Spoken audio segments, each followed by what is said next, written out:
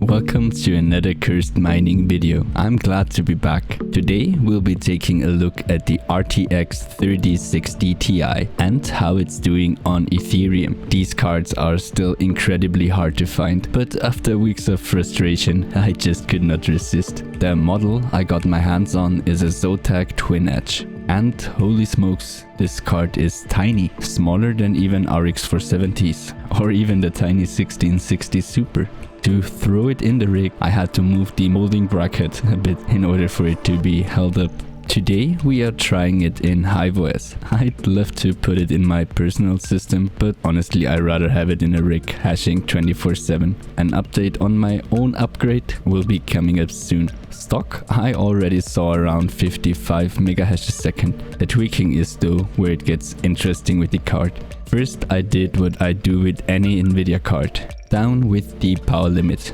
Here I went to 130 watts first, later down to 120 watts without much difference in hash rate. Then I decided to pull down core completely. Here results for people vary. Some have good experiences with pulling core all the way down to -500 like me, others -100 to -200, and then again others give it a slight push of 50 to 200. It will really depend on your card. I would try standard, in terms of power limit and then focus on memory. Afterwards you can still try to play around with the core to either get more memory or hash out of it or to make it a bit more stable.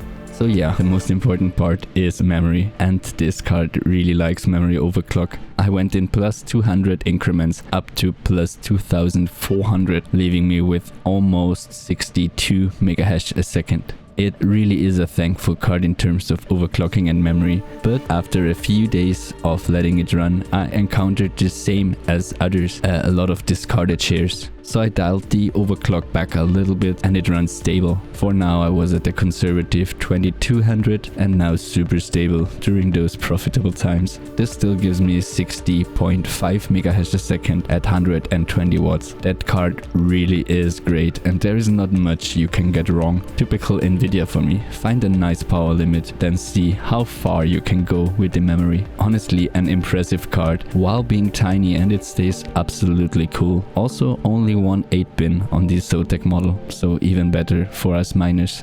That's already it for today, as there is not too much to say about these cards. They are amazing for mining and yet impossible to find. Here in Europe I see them between 600 to almost 800 euro. That's just too crazy.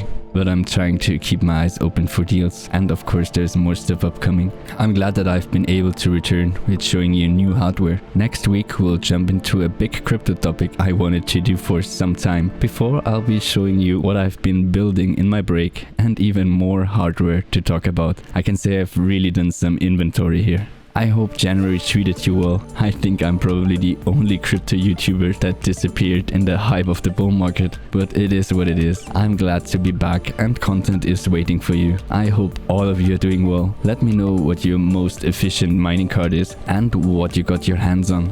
Please subscribe for weekly tech and crypto videos. I'm really glad to be back. Happy mining and bye!